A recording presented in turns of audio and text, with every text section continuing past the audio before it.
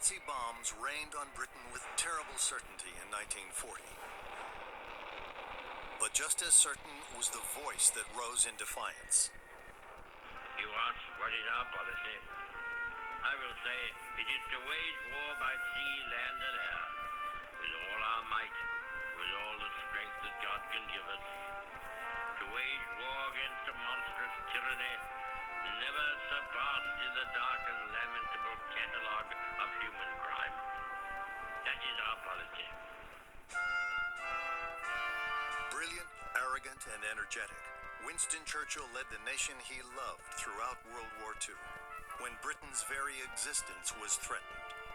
If Churchill had died in 1939, he would have gone down to posterity as a marvellously colourful, astonishingly talented man with many elements of greatness, but whose career had somehow never come off. It's one of the great ironies of his life that he owed his great opportunity to Hitler.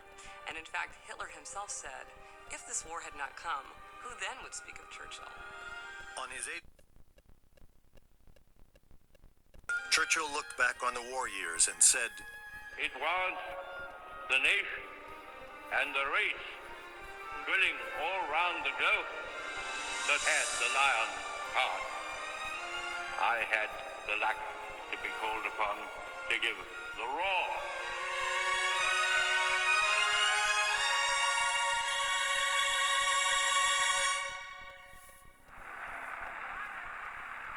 In 1933, Adolf Hitler was winning international acclaim as Germany's new chancellor, while Winston Churchill was an out-of-power politician with a reputation for warmongering and bad judgment. It's difficult to remember now how badly Churchill was viewed in the 1930s before the great events of the Second World War. Most people in Britain saw him as a washed-up has-been. He was in his 60s, he hadn't been in power for the best part of a decade. A lot of people thought he had the wrong views about Germany. A lot of people thought he was drunk all the time. Most people thought the idea of him returning to power wouldn't happen, and that if it did, it would be pretty dreadful. But Churchill was one of the first to denounce Hitler's ferocious drive for conquest and his intense racial hatred. Churchill thought that this is a man who can galvanize the Germans, who felt resentful that they lost the First World War and that they were unfairly and badly treated, and that Germany was ready to rise again, and here is a man who can do that and lead them. After Germany annexed Austria, Churchill decided to mix wit with warnings. He said once, the British ruling class continues to take its weekends in the country, while Hitler is taking his countries on the weekend. But the British government ignored him. He was really considered to be the boy who cried wolf at every threat. But as the Nazi threat became increasingly serious, he became connected in people's minds with the idea of total resistance to the Nazis. The problem was that the Prime Minister, Neville Chamberlain, who became Prime Minister in 1937, didn't like Churchill, believed that he, Chamberlain, could get on good terms with Nazi Germany, permanent good terms with Nazi Germany.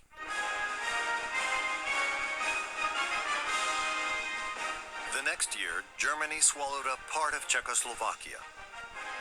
An anxious Chamberlain met with Hitler, who promised no more invasions. Chamberlain returned from Germany proudly waving a signed agreement. I bring you peace with honor. I believe it is peace in our time. But on September 1st, 1939, Hitler smashed Europe's dreams of peace and attacked Poland. The Second World War had begun. 2 days later, a shaken Chamberlain asked Churchill, whose dire warnings about Hitler had come true, to join his cabinet. He was the one who could embrace war when war was essential, and Chamberlain was someone who wanted to avoid war at all costs, which led him astray when he came up against someone like Hitler. On May 10th, 1940, Nazi Germany simultaneously attacked Holland, Belgium, and France. The Germans invaded in what was called blitzkrieg, a massive armoured and air attack, including vicious bombing of civilians trying to flee on the roads in order to create chaos on the roads so the armies couldn't penetrate. A very cruel attack. That same day, Chamberlain resigned, and Churchill received a royal summons. He left Buckingham Palace as Britain's new Prime Minister. He turned to his bodyguard with tears in his eyes and said, "I only hope it's not too late, but we'll do our best." He was confronted simply with a whole series of hammer blows of reversals and defeats and problems. And as he said, he awoke with dread in his heart. 3 days after he became Prime Minister, the speech when he says that he has nothing to offer but sweat, toil, and tears and blood.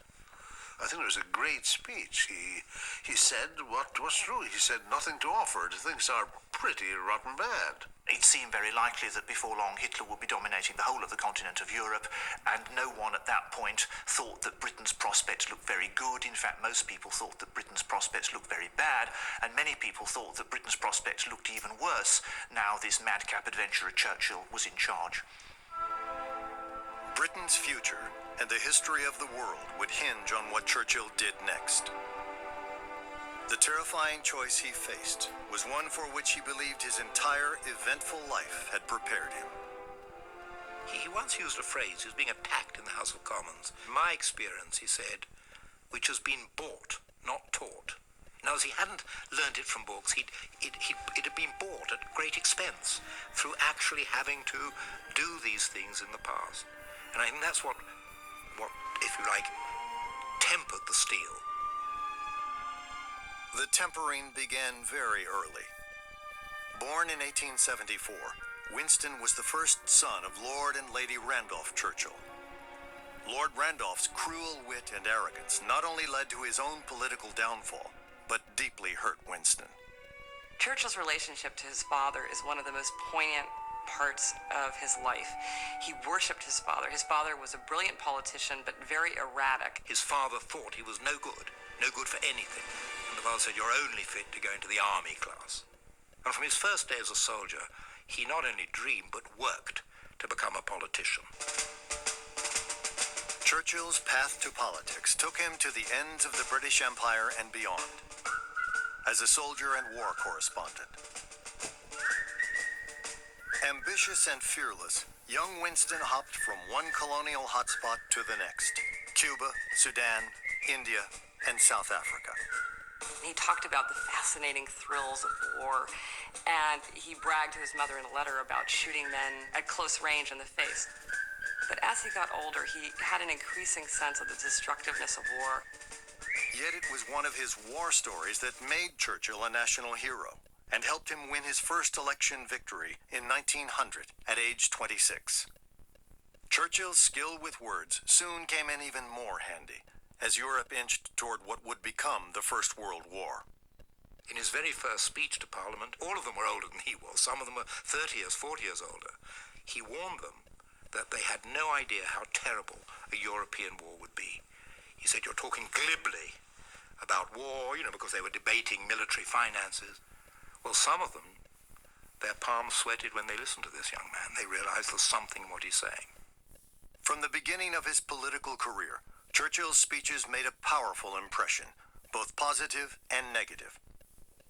But public speaking did not come easily. He began life with a stammer.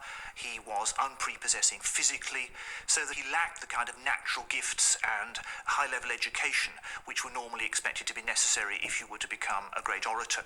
So Churchill simply had to work very hard at it, laboriously enlarging his vocabulary, practicing, giving public speeches, and writing out and then dictating out his speeches word for word.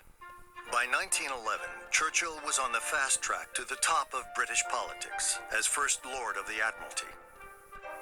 Never one to hide his feelings or opinions, he made some enemies along the way. British suffragists, whose civil disobedience tactics he criticized, and his own political party, the Conservatives, which he quit and then loudly denounced. In 1914, the European war Churchill had warned against swept those squabbles aside, then settled into a massive, blood-soaked stalemate. Germany and its allies fought Britain and France on the Western Front, and Russia in the east. Churchill, as head of the Navy, proposed a bold move to knock the Turkish Ottoman Empire out of the war. Send the Royal Navy to a narrow body of water in Turkey called the Dardanelles and bomb the Ottomans' coastal forts. His plan would lead to disaster. The naval action failed and was never tried again.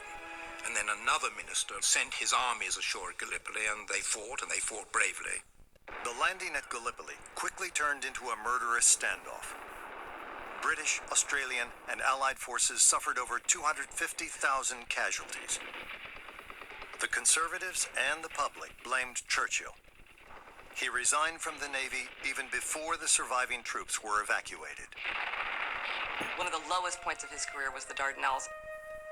In fact, his wife said that she feared that he was in such a black depression that she thought he might commit suicide at that point.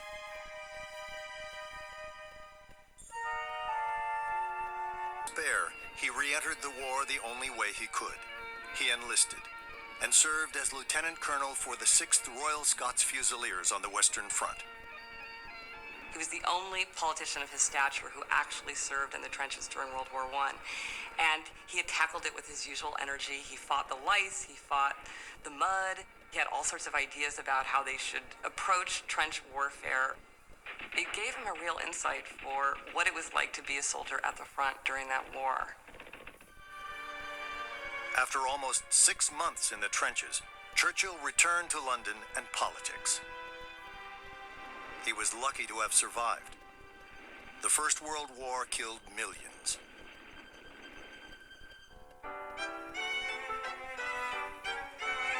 Over the next 2 decades, as Europe recovered and rebuilt, Churchill bounced in and out of office, switched back to the Conservative Party, wrote history books, and took up painting. But his once bright future had dimmed. He still spoke out on foreign affairs, especially when Hitler's Germany began to rearm. The war-weary British government paid little attention, but the public began to listen. Churchill was an astonishingly brave man, both physically and morally. Churchill did believe, although he didn't like war, he'd seen enough of it not to like it, but he did believe that there were occasions when the British had to go to war, when they had to stand up to continental tyrants. In May 1940, that moment arrived. Hitler was sweeping through Europe after swatting Neville Chamberlain aside. The washed-up political has-been was suddenly Britain's new prime minister, and he faced staggering odds. Hostility from his own war cabinet, a looming Nazi invasion, and pressure to negotiate with Nazi Germany. Britain's future had never looked more bleak, nor Hitler more invincible. The real question was, could Britain make some sort of terms with Hitler which would be acceptable to the British people? There was considerable pressure on Britain, including from the United States, to come to some sort of agreement. While the world waited for Churchill's answer, some 400,000 British troops were fighting desperately in France, Germany's latest victim. Panzer tank units pushed the British toward the coast. If killed or captured, their loss would leave England defenseless against a German invasion. Haunted by visions of the Dardanelles disaster in the last war, a grim Winston Churchill ordered an evacuation from the coastal town of Dunkirk, expecting less than 10% of the men to be rescued. In 1940, Hitler came very close to winning the Second World War. There was only one man who stood in his way, and this was Churchill. His crucial day was when Dunkirk had only begun, and when he said, "No matter what happens at Dunkirk, we'll fight on." He truly believed that he was the man of the hour, and he alone really understood what had to be done to meet the Nazi threat. Suddenly, Hitler ordered his tank corps rolling toward Dunkirk to halt and told his Air Force, the Luftwaffe, to finish the job alone. As far as Hitler and his generals were concerned, the British at Dunkirk were trivial. They were isolated. They could play no part in the battle for France. For 9 days, over 700 Navy and volunteer ships and boats sailed back and forth across the 21-mile channel.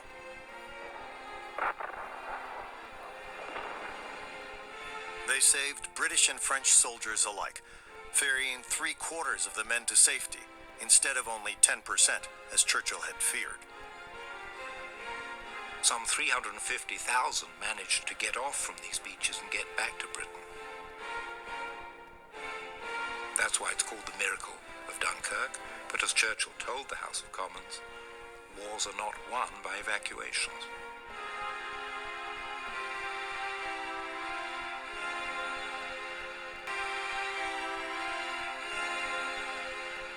We shall fight with growing confidence and growing strength in the air. Churchill's genius with words then turned defeat into a defiant call to arms.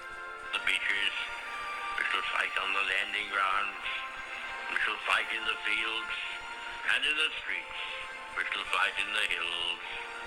We shall never surrender. After bomb is dropped, it releases a casing filled with smaller bomblets. As it descends, the casing opens mid-air, dispersing these bomblets over a wide area. Each one is equipped with its own fuse and explosive charge. Upon hitting the ground, most of them detonate, causing multiple explosions over a large radius. But not all of them will go off immediately, leaving a large area of live explosives.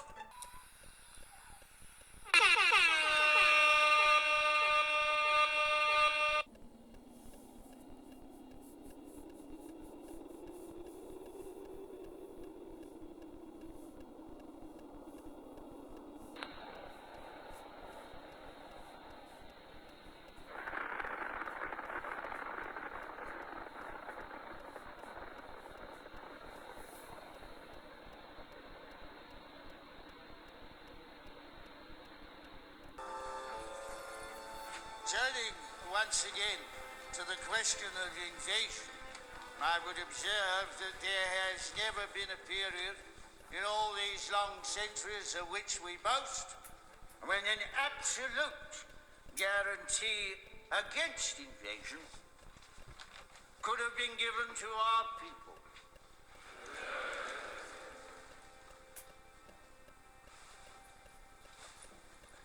But I have myself full confidence that if all do their duty, if nothing is neglected, and the best arrangements are made as they are being made, we shall prove ourselves once more able to defend our island home, to ride out the storm of war, and to outlive the menace of tyranny, if necessary, for years, if necessary, alone. At any rate, that is what we are going to try to do. That is the resolve of His Majesty's government, every man of them. To your right, please. That is the will of Parliament and the nation. The British Empire and the French Republic, linked together in their cause and in their need, will defend to the death their native soil, aiding each other like good comrades to the utmost of their strength. Even though large tracts of Europe and many old and famous states have fallen or may fall into the grip of the Gestapo and all the odious apparatus of the Nazi rule. We shall not flag or fail. We shall go on to the end.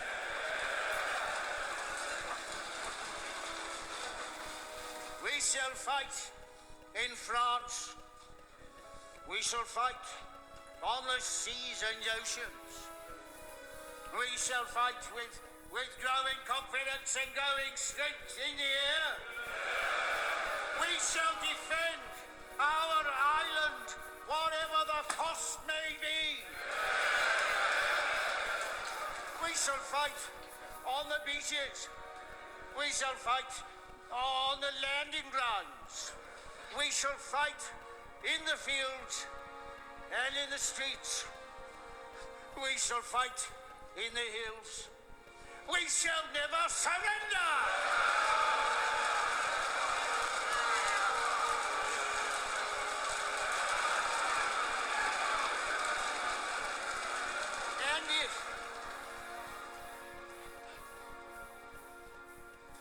And if, which I do not for a moment believe, this island or large part of it were subjugated and starving, then our empire, beyond the seas, armed and guarded by the British fleet, would carry on the struggle until in God's good time, the new world, with all its power and might, steps forth to the rescue and the liberation of the old.